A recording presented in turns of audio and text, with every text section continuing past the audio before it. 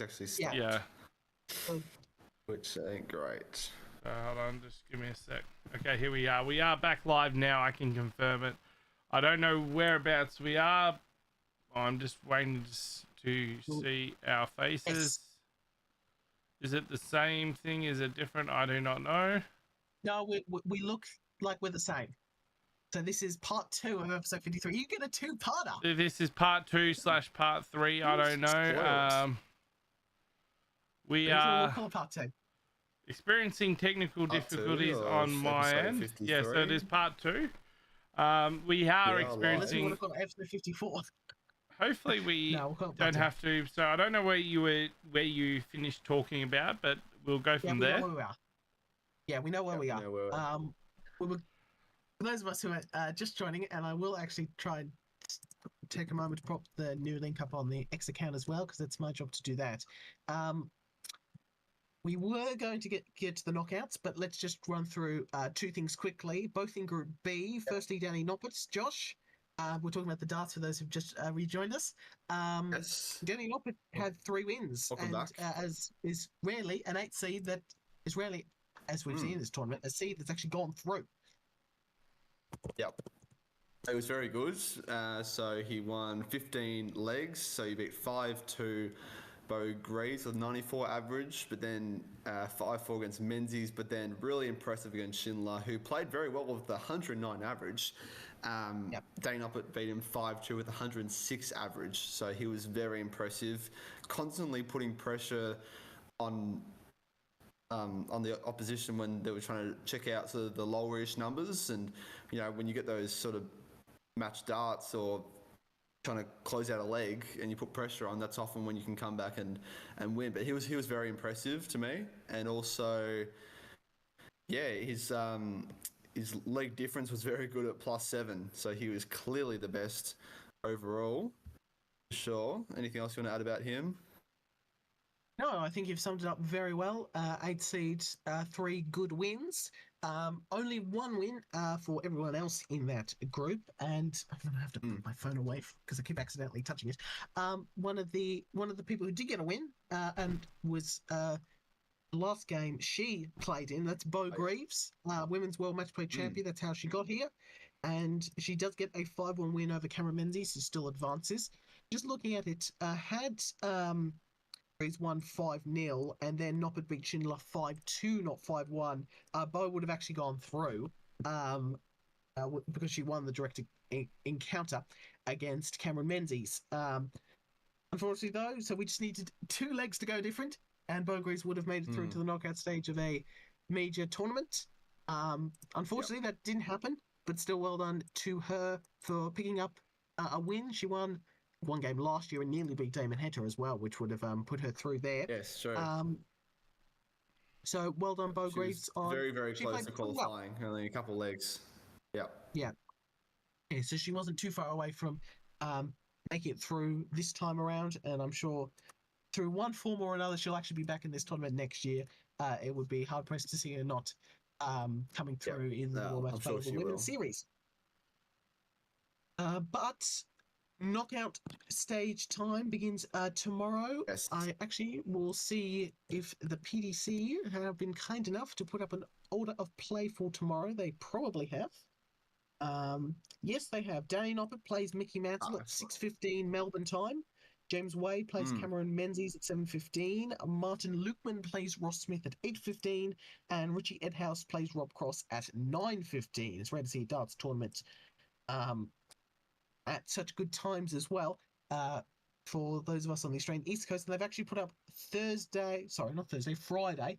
I hope I'm getting my dates right here. As well, Watermain Vandenberger first, then Van Veen Joyce, then Littler de Decker, and then I've got to wait all the way to the end for Gary Anderson and Stephen Bunting. So, Josh, as I mentioned in part 1 of this show, I like Littler and Cross to make it through their groups. And on top of that, I think this will be the time for the Nuke to finally notch up a ranking major, which has been his goal for the last, really since the end of the Premier League. It isn't a ranking event, the World Series final, so that doesn't really count.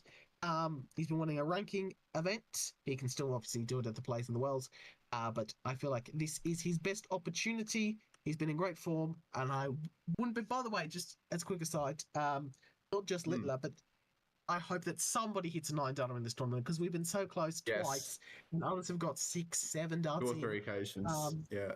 on quite a few occasions. So I'm just hoping that somebody does the perfect leg. It feels like it's been coming all tournament, and I mean I'm hoping for just one. Would be nice. Well, and I was there's going to say, so to add on much to darts that, still being played. You expect it. if so, who will it be out of the Oh, it's people that we have left? It's probably got to be Littler surely. If it's going to be any of these ones, I guess Van Vane's probably a good chance given he had a shot earlier. Gary Anderson's done it plenty of times. Stephen Bunting would be his first. He's never hit one on the telly before, Stephen. So I'd like to see one from him. That sounds about right. Yeah. So it would be a special moment for the Bullets, who's got a big following behind him as he always does. Yeah. So I expect Littler above anyone else. They're all quality operators on their day, apart from baby Mickey. But the oh, come on. a fraction half. That's not nice. Come on. It's not nice. Come on now. But yeah, he only went and beat the. He only went and won and got through in a group that contained Luke Humphries. But look, I'd expect Littler above anyone else to get a 9 data if one person is going to hit this tournament. Already missed one. It wouldn't be surprising at all if he did it in a final, because that's when he's been able to do it twice now. What he does. On the Euro Tour in Belgium and in the Premier League, of course, which was the most recent. Hasn't hit a 9 data since May. It's unbelievable. What's he been doing? Crazy. Come on now. It's taken so long. But yeah, I expect Littler to beat Cross in the final. In terms of maybe other semi-finalists, I could see James Wade making another run. He's been good in TV tournaments lately, and I'd love to see Stephen Bunting get through to a semi-final, but he's got a tough road. He's got to play Gary Anderson, and then that's a tough matchup to. Or Van Veen, who he lost to last time round in what will be a much shorter match should they meet again. First to 5 instead of first to 16, and Van Veen was just unbeatable during that match as well. So, do I want to say Bunting makes a semi-final? Why not? Let's say Bunting makes a semi-final. I think he made it last year or 2 years ago. Why not? So let's go. I'll go Littler beats Cross in the final. Littler gets to the final by beating Bunting, and Cross gets to the final by beating Wade in what would be an all-English semi-final lineup, by the way. There you go. Any thoughts? I'm just looking at the second round matchups, to be honest, and then I'll sort of go from there. My big game, I reckon Wade Menzies would be a good game. They both played pretty well in their moments. I think Ross Smith will get over Lukeman. I think he'll go through. Watermina versus Vandenberg will be a good one, I think, being the 7th seed that Vandenberg is. Yeah, I think Lilla will go through as well. Bunting's a good chance. Van Veen should go through. As much as I want Mickey Mansfield to go through, I do think Danny Nuppet will go through fairly easily. But please, Mickey, prove me wrong. Please prove me wrong, because I love you. So let's see how he goes. But I'm thinking, I think Littler will go through to at least the semi-finals. But I wouldn't be surprised if Danny Noppert gives it a real shake and gets to the semis as well to beat Mansell and then maybe face a Menzies play and then the bottom end of that. Yes, always. And then Lukeman, Ross Smith probably going through. Yeah, it's tough for me. It really is. It really, really is. Yeah, it's not easy. They don't make it easy for us. And you don't know which form. It's like someone like a Ross Smith. Really tough as well. The best Ross Smith could be anybody, but the worst Ross Smith. Oh yeah. Will get whitewashed. Whenever you guys talk about Ross Smith, I just think of the cricketer. Yes. I just imagine he's just transitioned into darts. I think he was a New Zealand cricketer. I'll double check that. I'm pretty sure he's New Zealander, and he might have played. No, he's St Kilda football player. I'm pretty sure it's St Kilda football player. Hang on. Is that his... I think Ross Smith. St Kilda football player. Was he part of the? I don't recognise him being. He was the 1967 Brownlow medalist and 1966 Premiership player Ross Smith. Yeah, 1966. I knew He's that, still alive, but apparently. I might be thinking of Ross Taylor. but I just got the two confused. And then yeah, Ross Taylor's the one I was thinking of. Yeah. But yeah, definitely Ross Smith is St Kilda. I'm yeah, just Ross Taylor's imagining the now. kicker, I'm just He's imagining been a St Kilda, the '66 Premiership player, just transitioned to darts and is. Yes. This is a different Ross Smith. Yeah. Do you have anything else to add, Josh? We'll cut you off. Well, for me, that's all right. Well, it's a longer format now, so instead of being best of nine, it's now best of 19 legs and best of 31. So it's more of a longer endurance game, which can benefit some, but for others, it can also do more harm than good. So I think Noppet will make the semi. I'm going to go a bit of an outside here. I'm going to go Noppet versus Littler. I think Danny Noppet wins it. All right, there you go. Outside. Just by me watching him, it's it was possible. very good. So is Hedda and Littler? So Hedda is Hedda in it? David Heta No, he's not, unfortunately. is not he didn't in this qualify. event, I'm afraid. Okay, so we can't get a Hedda Littler. No, we will not get David Heta and Littler playing each other. Do not say that quickly. Are you going to do a blooper reel at some point? Because I feel like if we had an extra time blooper reel, then we go for hours. There would be quite a few, but is that it for the darts? That's it for darts. Moving on to the cricket. Can someone else take over for the? I want to talk some cricket, but can someone take over to start because I need to plug in my laptop. Oh, that's all right. So, Australia versus Pakistan one-day series is being done, and Pakistan won the series 2-1. I know the first game I believe was at the MCG Cup Eve, and the last game I believe was at Optus Stadium. I don't know where the second game was, but I think it was Adelaide Oval. I think. Oh yeah. Yeah, Adelaide. Yep. And Adelaide Oval. Yeah. I gotta say, I've got the notes here. Is Australia disappointing with the bat in all three one days? I think we're just disappointing in general. But I think this goes. I think the bat more so than others because that's what it goes down to it though. I mean, you look at. I'll bring up Dave Warner as like one of these players that has been a cornerstone of the team for years. Now he's gone. We're in that position where we've got to find that replacement for the opener in both one day and tests. Yep. And it might take a while, and it might take a few trial and errors. And hopefully we are back. We're having a few, as I said, we are having a few technical difficulties. My program keeps on crashing on me, which doesn't usually happen. So I'm going to have to get this checked up. We're going to try and rush through this now.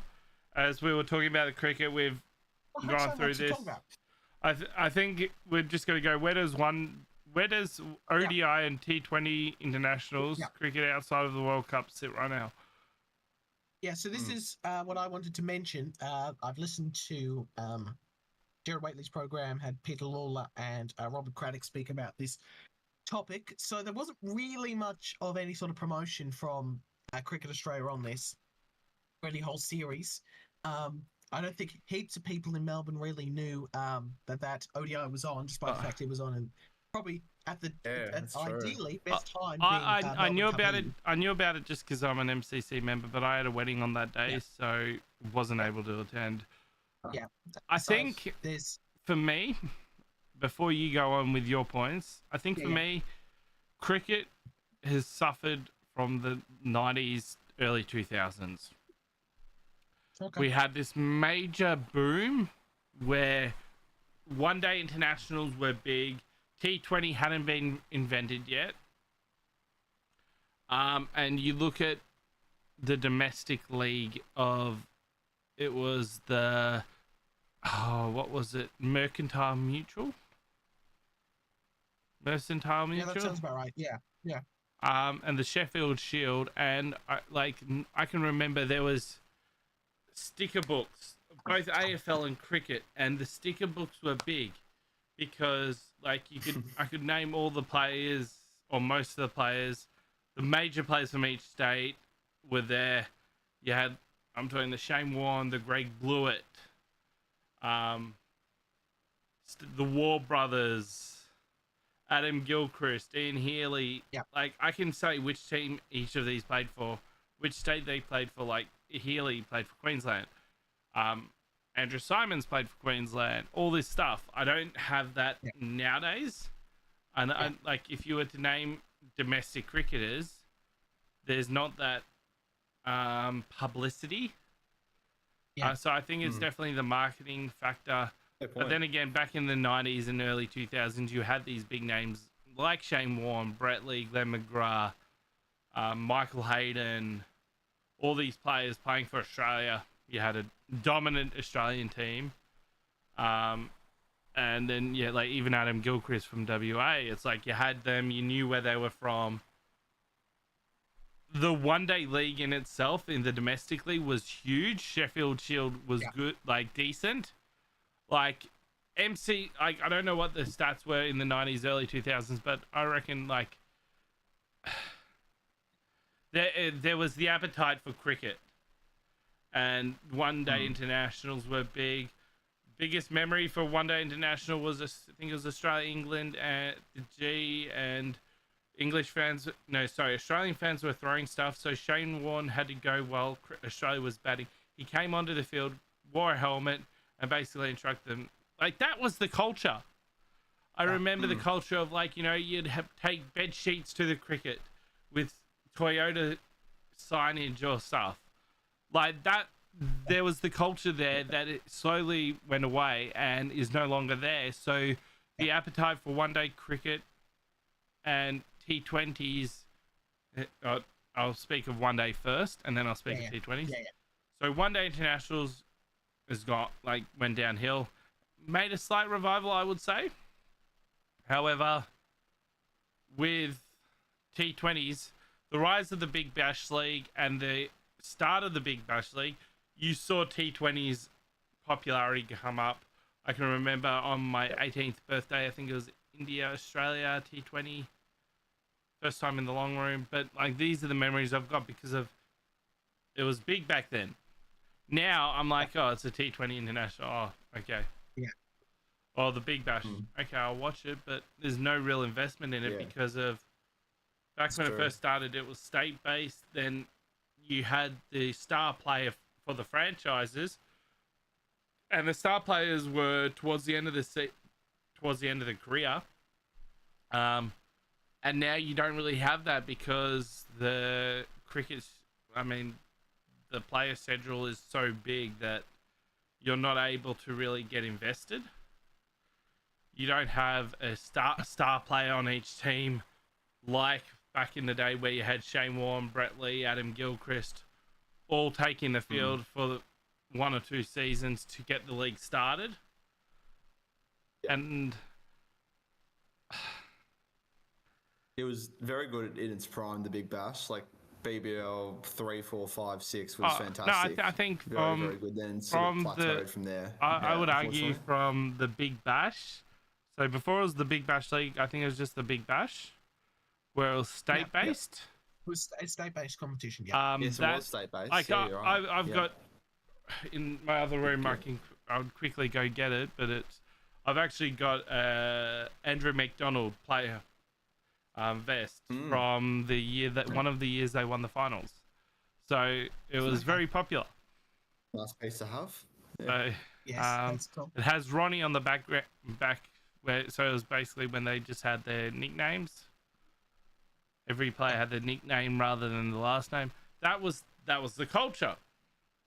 I would go to about 5 or 6 in the current iteration of the Big Bash, where it's franchise based.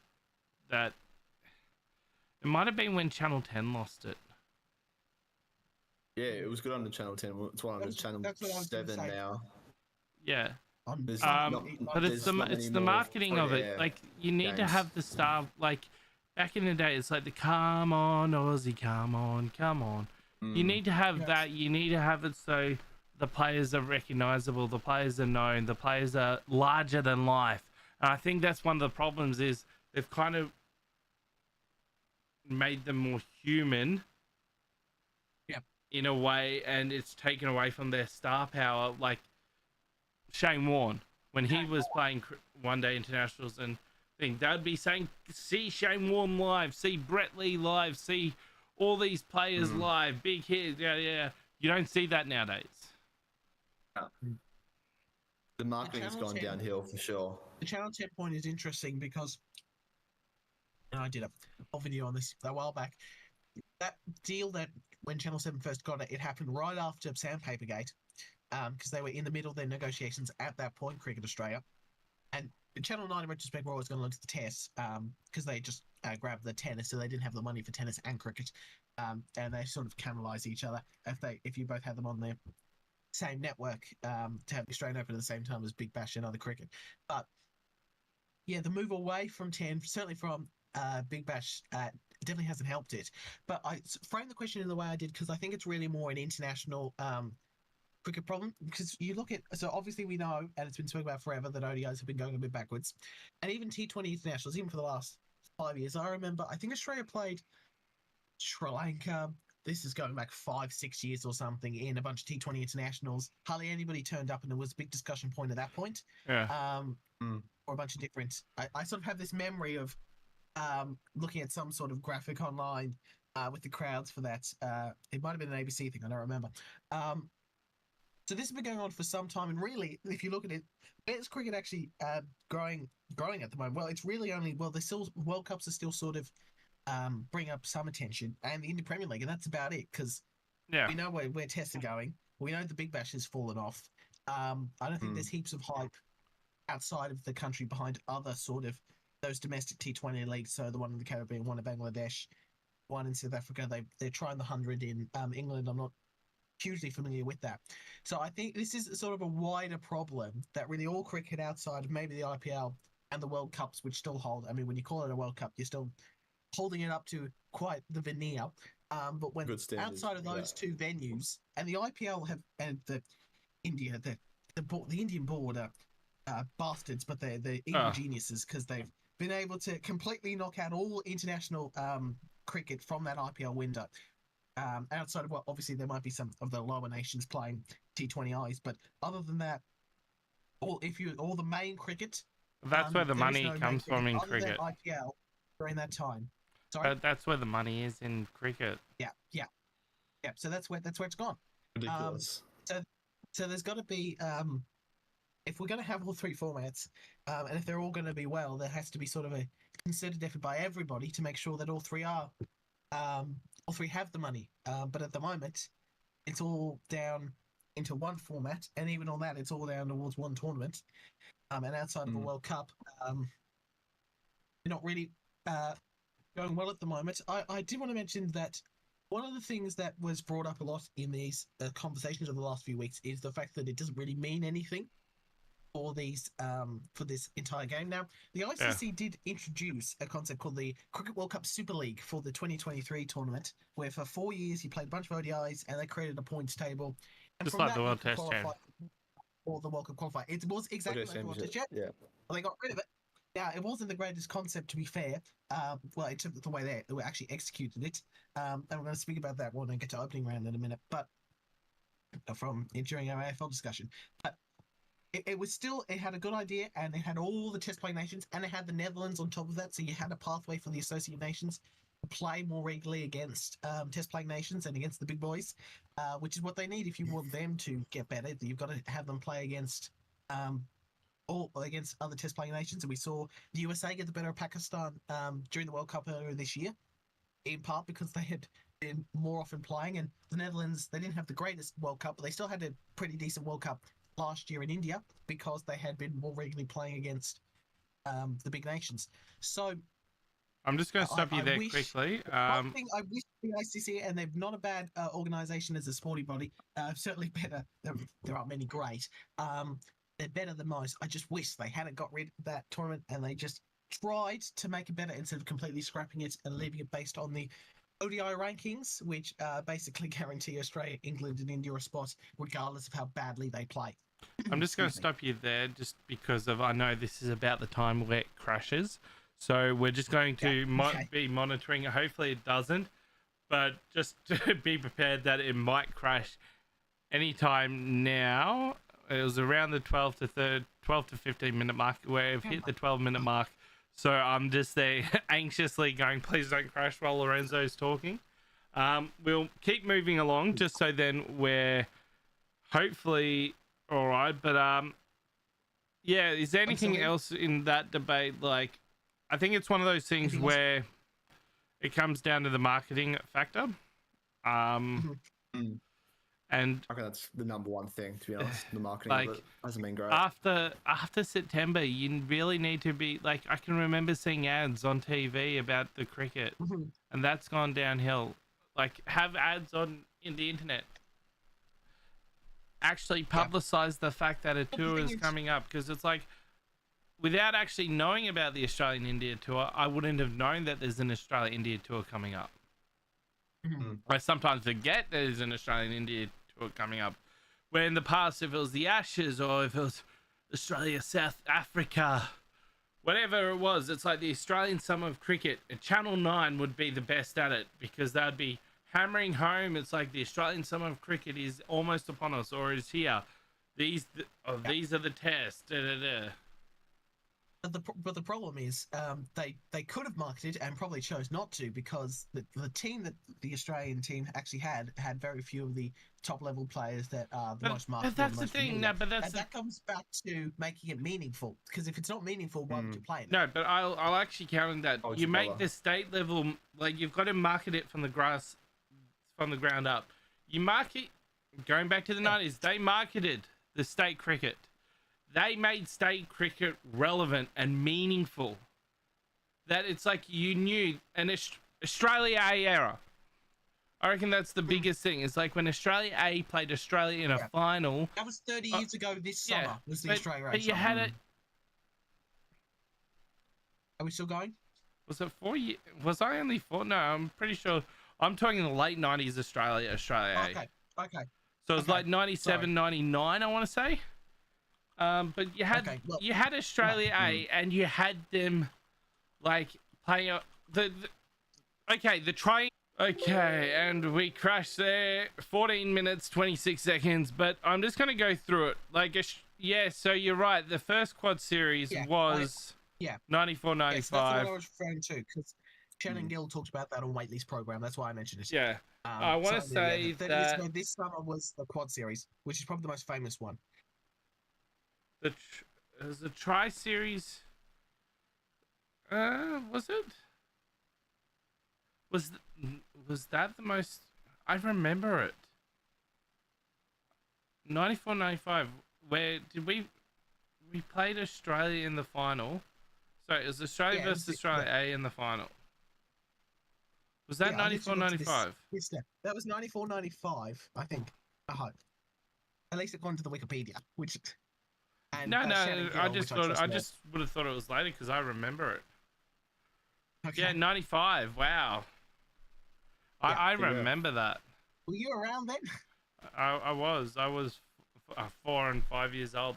I was just I would have still been 4, because I turned 5 in February. So, but moving on, Australia India Test Series, and I don't know the team, so I'll let Lorenzo talk about it, and we'll just quickly move along to after Australia India. The teams in front of you, Josh?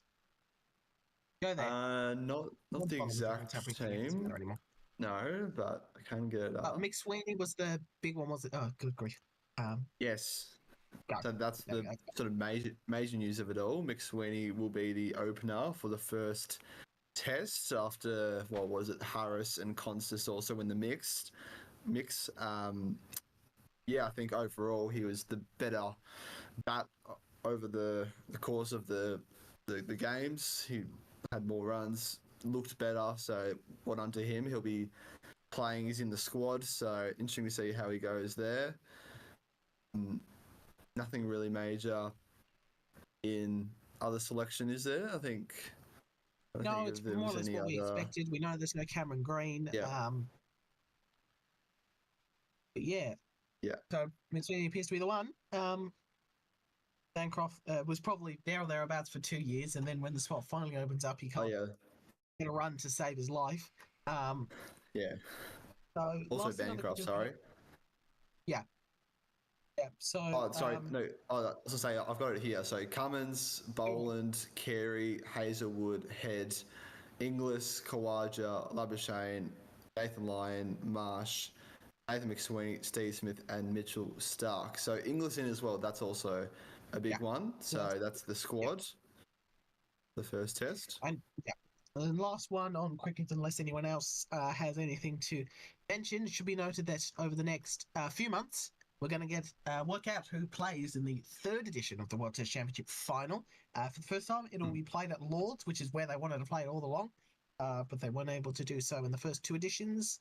Rose Bowl in Southampton hosted the first, and the Oval hosted the second.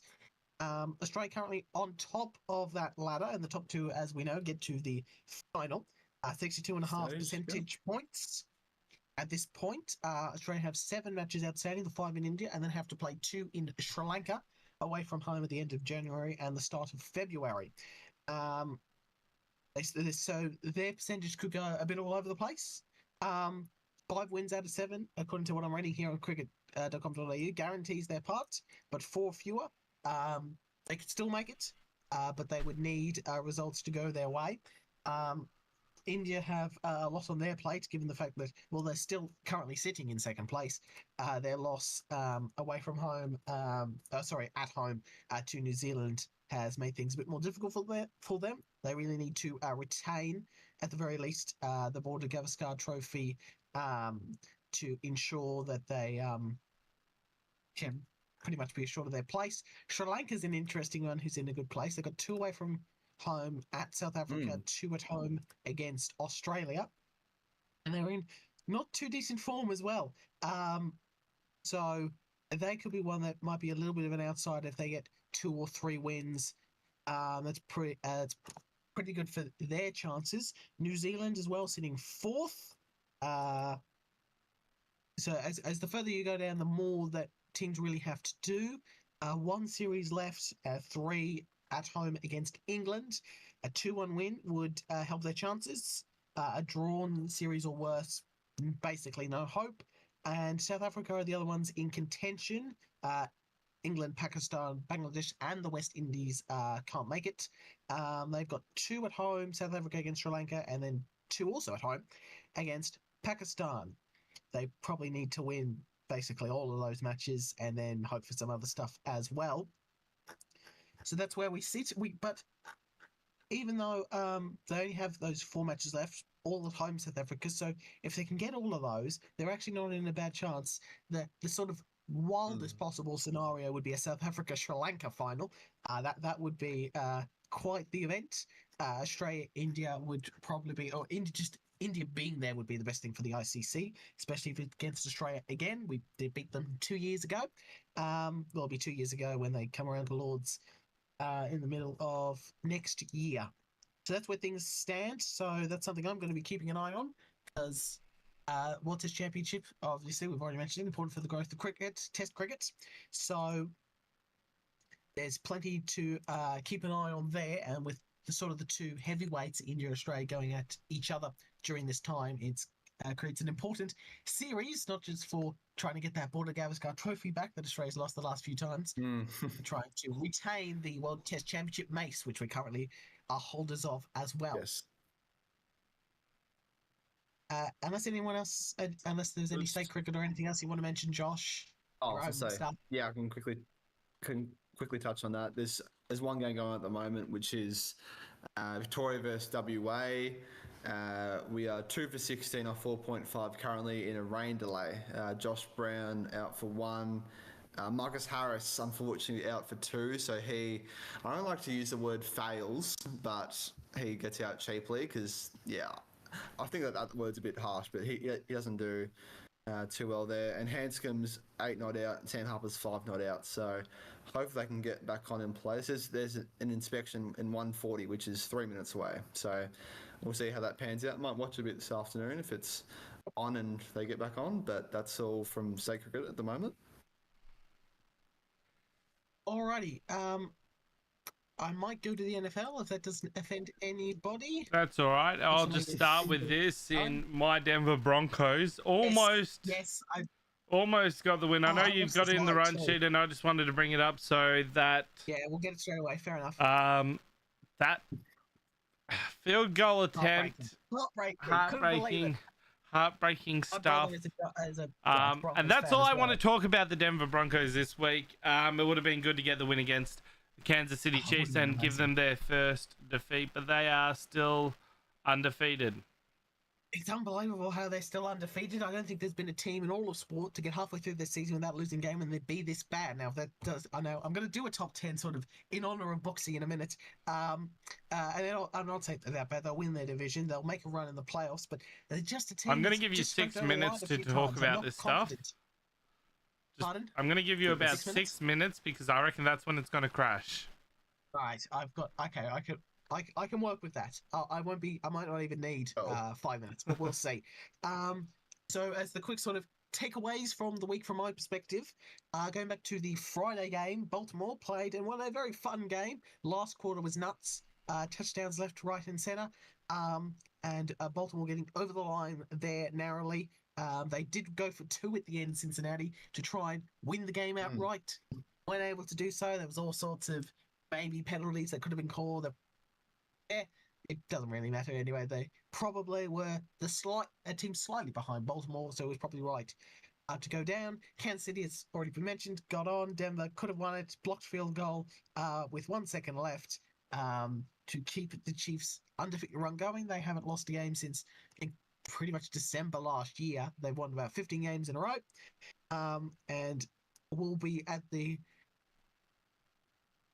Although I don't even have them in the top 3 teams in the NFL yet. That's a preview for the rankings. Bills are a team that I've been quite surprised by. They've sort of silently risen up the ranks, but they've only lost the 8 games. Won the 8 games. Only lost 2. And are looking good. The Saints had a win. I mentioned last week. Pope Francis tweeted about them. He did it again. That's twice now that the Pope Francis English Twitter account has used the hashtag Saints, which is the New Orleans hashtag. Clearly, whoever was running that account didn't notice the drama the first time round. But with the help of the Holy Father, New Orleans get across the line 2017 against the Falcons. The 49ers squeaked out a win, last-second field goal to get a 23-20 victory over a Tampa Bay team that has also had a sort of up-and-down season. CMC, Christian McCaffrey, one of the most fun players in the league, is back, returned from his injury during this week of the season. So it'll be good to see him back. Don't count out San Francisco just yet. I didn't want to put it here on the rundown, but I should mention that the Steelers had a narrow win and playing well. Russell Wilson returning to the Russ of old. They let him cook and he got the Steelers over the line 28-27. My Titans weren't good. Put up 17 points, but conceded 27, went down to 10 in LA at the now extra time iconic SoFi Stadium. Yes. Cardinals had a big win. Eagles thrashed the Cowboys, and the Lions, who remain and my number 1 team, getting the job done in a last-second epic against the Texans, coming from a long way down. I think they had the last 17 points. Their kicker nailed 2 field goals, both barely inside the upright. Another layer of paint, and we might be talking a different story, but they got the job done and are 8-1. And we should mention Dolphins-Rams because that was yesterday and the game our extra time people were at, and it was turnover city, especially in the first half. Honestly, there would have been a run there for about 7 or 8 plays where there were 4 turnovers or 4 almost turnovers. It wasn't the prettiest game in the first half. Dolphins did get over the line 23-15 over the Rams, who needed an onside kick late, and that didn't come up trumps for them. So just quickly, and I'm going to go the other way. I'm going to go from 10-1 with my rankings. Put San Francisco in there with the potential with CMC return. I think they still have good upside and should be counted out. Minnesota fall down the rankings perhaps from where they have been before, but I still think they are a team to look out for in that same division with Detroit. The Chargers had a good week as well, so they've risen up the rankings to 8. Like I said, got the victory over the Titans, which is the most impressive win. Still, the way they played was very good. The Washington Commanders, despite that narrow loss to Pittsburgh, is still, I think, a very fun team and will be one you won't want to play in the playoffs, as will Pittsburgh should they get there at 7-2. Surprisingly, they beat them, so I had to put them really above them. Philadelphia again smashed the Cowboys at Jerry World.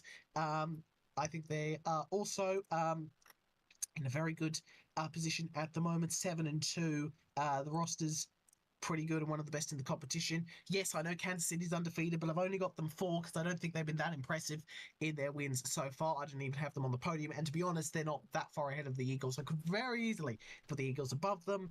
Baltimore 3. If anything, that's a bit lower because I think they've got the best upside, if you will, almost the best potential, only squeaking out narrowly against the Ravens. Just don't feed Henry the ball late in the season. As I said last week, they really haven't listened to that, to be honest. Buffalo at 2, that silent riser up to 7-2. Allen playing well, the whole team is looking promising, and I still have Detroit at 1. Yes, they nearly got beat by a Texans team, which is good but not great. But I still think they're the most fun. You've got to watch the Lions every week. 8-1, I think, perhaps behind only the Ravens, they've got the best potential, as in the best they could play. But I think the Lions are more likely to show that on any given Sunday, and on any, especially when we get to the later part of the season. Week 11, there's a fun Friday morning game between the Commanders and the Eagles. So 2 teams in my top 10 will face off. I'm just looking. I hardly remember. Tennessee Okay, played Minnesota. just to let you know, we've got And about 26 seconds. 20 seconds, so keep going. We haven't crashed yet. I am good. That is all for me. Denver do play Atlanta this week. I will mention that, and Chiefs Bills as well is a big game there as well. And Bengals Chargers looks good as well. We crashed so at far. 14:26 seconds last time. We are 14:26 seconds now, so hopefully, touching wood here. We're going to move along. Both of you are frozen on my Discord. Well, it's only Discord. As we said, we just crashed in 14:41, so 15 seconds longer than last time. But I'm going to move along, and I'm just going to take charge on this. I'll row to Lorenzo at some stages. But the AFLW results: North Melbourne defeated Adelaide by 6, and Brisbane defeated Hawthorn by... Sorry, North Melbourne defeated Adelaide by 7, Brisbane defeated Hawthorn by 6 in what was a ripper game.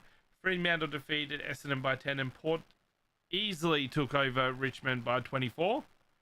And it is Hawthorn and Port Adelaide, and Adelaide and Fremantle this weekend. North Melbourne and Brisbane get the home prelim finals. If North Melbourne win, it will be in Melbourne. The grand final, if Brisbane win and North Melbourne lose, it will be in Brisbane. And other results I will tell you next week. The AFL fixture has come in. Sorry, what's that? I will say we'll work out probably next week's probably better on that. Yeah. On that point as to simple equation though. Simple equation. North Melbourne win, they're through. If North Melbourne lose and Brisbane win, it depends on if Hawthorn make it. It's all this stuff, but we'll go from there. AFL fixture has been released in the opening round and gather round, with the full fixture to be hopefully released in the coming days. Tomorrow it's expected. Last year it was on a Thursday. That's what I've been hearing. Last year it was Thursday at 3:30 p.m. So we're expecting the same time. I can give you some scoops right now. Oh, really? Hey, there's no NDAs on this one? Just wait a second. But opening round returns. And I'm just trying to see. I don't have the opening rounds here. I have it in front of me. So Brisbane played Geelong on the Thursday night. So yes, that's right. Get up in the first game. Sydney play Hawthorn 7:40 on Friday night. So the Hawks get into gather round, opening round for the first time. Gold Coast and Essendon face off on a sort of Saturday twilight, if you want to say that. That'll be 5:15 Melbourne time. Queensland's are now back at this part of the year, and then interestingly they do go to a Sunday, so that's something they probably missed out on last year, not having a game on a Sunday. They do it this time, where the Giants and the Magpies play again at the Cow Paddock, that is NG Stadium at 3:20. Okay, and gather round fixture has been released. We won't go through that. We'll do a full AFL fixture next week, but it might be the Thursday night games have been released. Oh, okay. So I won't go through them all now. All I can say is Geelong featured some of these conversations next week. Yeah, Geelong featured quite a few times. Geelong featured quite a few times. St Kilda features once. Carlton feature 3 times. Hawthorn featured quite a few times. We've lost Josh for the time being. He will come back, don't worry. But we will look at the fixture next weekend. We might have a few articles or discussions about that on our socials. We'll so that's that, something to keep an I'm eye gonna out check for. some of that, but we'll do that next week. Yeah. Now, new logos talk, we will discuss it more next week when hopefully we've got all three of them released. Adelaide have revealed theirs. Gold Coast has theirs leaked. And St Kilda have been very tight-lipped. Yes. I'm very nervous, excited, unsure how to feel about this. So we will wait and see. We will discuss that more next week. Plus, I think the draft is on next week or the week after. Yes, the draft is this time next week, the 20th. Yep. I am going to do something on YouTube on that, so keep an eye for that. But yes, let's see. Is Joshy back? Can someone kick me so I can rejoin now? Letting down is... Oh, dear. Everyone's like, oh, no, hang on. Hold up. Hang on. Are you can you hear me? It's a disaster. Hold on. Yeah. Oh boy. We're not going well here. Hello, can you hear me? Oh, yep, there we go. Yes. We can. I can't see the camera though for whatever reason. It's all right. Don't worry about it. Just we're just smashing this through, so we will be discussing quite a few next week. The ABL does start this week. Melbourne Aces kick off against the Canberra Cavalry this Friday. We'll wait and see to discuss that next week. Hockey 1 we'll discuss more next week, and the Bowls Premier League is in action right now. We're halfway through, so I will have a review next week as well. I'm going to call it there just because of us next week, because it's going to be a big show. I'm going to call it there next week. Yeah, I think that's a good call.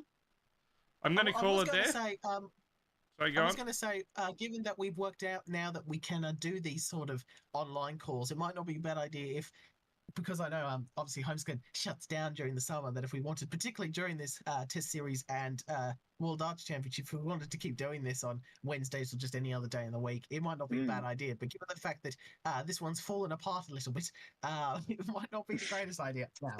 So the least, well, I can do voice, but I can't do video. Every time I try to do video, it just shuts down. I've for lost whatever reason. Woodsy, I've lost you. I can only see me, which is not a pretty sight. It's a bit of a disaster.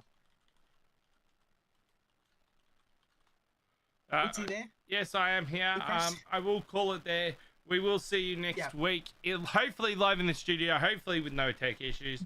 But until then, thank you so much for sticking with us. Hopefully, if you're watching this on the VOD, thank you so much.